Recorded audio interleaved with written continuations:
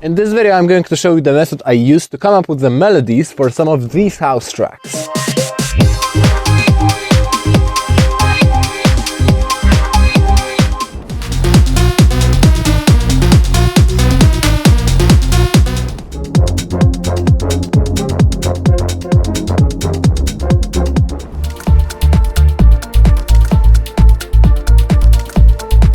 I'll show you the simple 3-step process as well as the techniques and the mindsets to make these melodies addictive to listen to. And just to make it easier for you to follow along, I'm exclusively using Ableton stock plugins today. But first, before you get to making the hooks, it's gonna be very helpful to already have some basic elements of the track already laid down. At least have a pad just so you can play in the background and set the vibe for the track. And maybe have some drums as well, just so you can feel the tempo better. This is what I'm starting with today.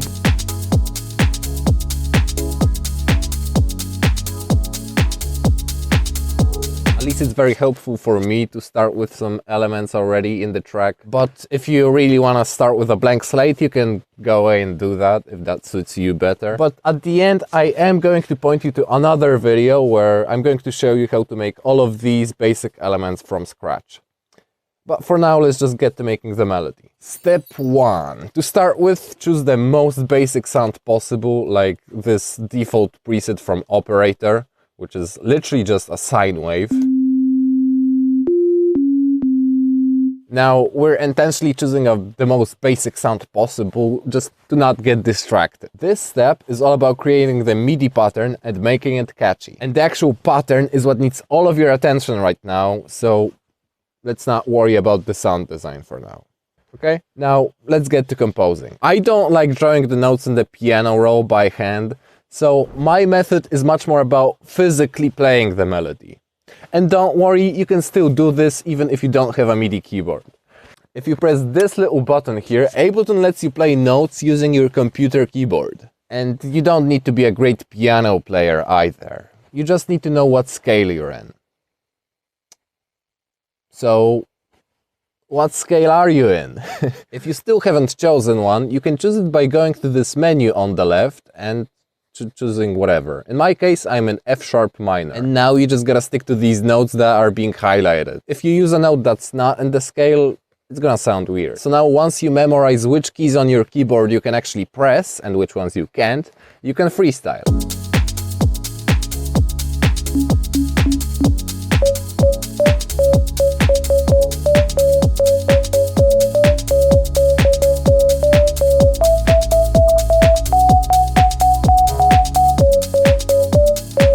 So play with different rhythms, different notes, and when you accidentally find something catchy like I did here, you can press this little button to capture the MIDI of what you just played, even if you weren't recording it. And I love Ableton for this feature. There's probably gonna be some weird imperfections in your playing, but I mean, you can just quantize it and fix that up manually. Let me have some fun with this. A few moments later. Alright, so here's a couple of melodies that I just came up with using this method.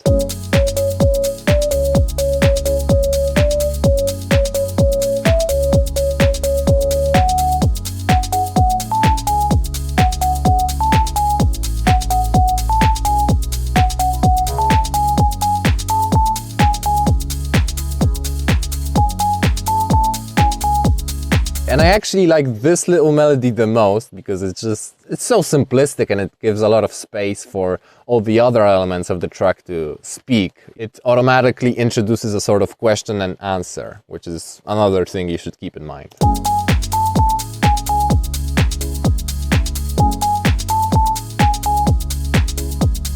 But I know to some, all of what I just covered might seem basic. So right now, I want to give you the actual mindset to writing these melodies. First off, try to keep the melody dynamic. Play the notes often and play them very rhythmically. It's also great if you have a sort of back and forth going on in your melody. That could sound something like this, for example.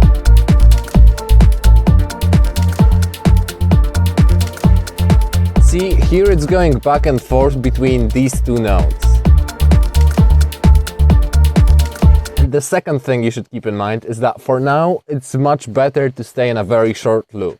let's say only 1 bar long. That way it's gonna be much easier to find something catchy and much harder to overcomplicate the melody. And don't worry if it ends up being a little bit too repetitive. We're gonna add some variations right now in step 2. Okay, so now that you've got the bare bones version of the melody and it's only 1 bar long, it's time to spice it up a bit.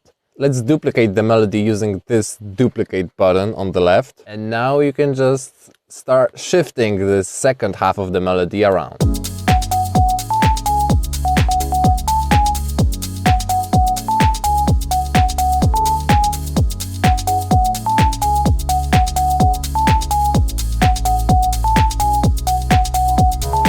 See, just these small rhythmic variations already add a ton of nuance to the melody. And sometimes it's gonna sound good when you shift just this part or just that part.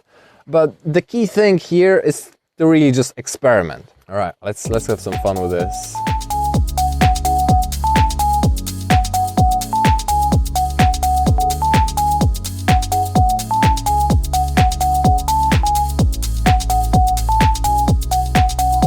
Okay, and by now you're probably getting sick of hearing this sine wave over and over again.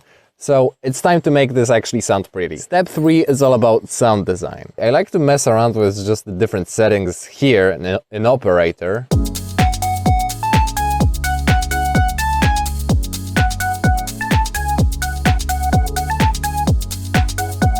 But you can also just flick through presets. I know Drift has a lot of presets that sound really nice, straight out the box.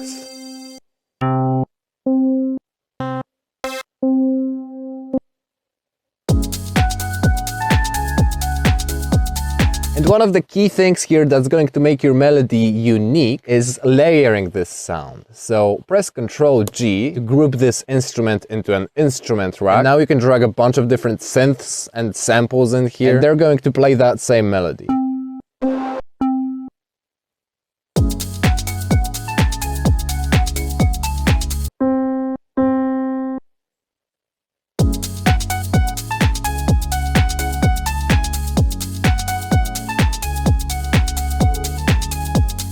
Just make sure each layer is actually fulfilling a different purpose. I mean, you wouldn't put 5 pieces of bread together and call it a sandwich, would you? I mean, I hope you wouldn't. That would be very unhealthy. Now this sounds cool, but I'm going to add my secret sauce on top of it. Let's add the auto filter plugin from Ableton. Now this little device is called the auto filter for a reason, because it has an LFO built in, which will automatically modulate the filter's frequency. And to turn it on, I'm going to increase this amount parameter. And to make the LFO go faster, I'm going to have to increase the rate in here. See, now you can hear all of these filter sweeps, which is pretty cool, but I'm going to put this auto filter into bandpass mode and play around a bit more. And now it's just a case of adjusting the settings until we find the sweet spot.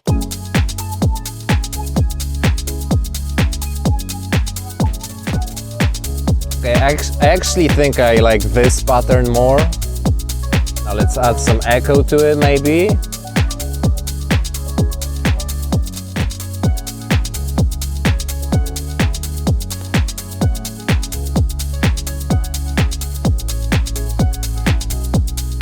Okay, I've actually ended up choosing a different pattern for this, and I changed it up a bit.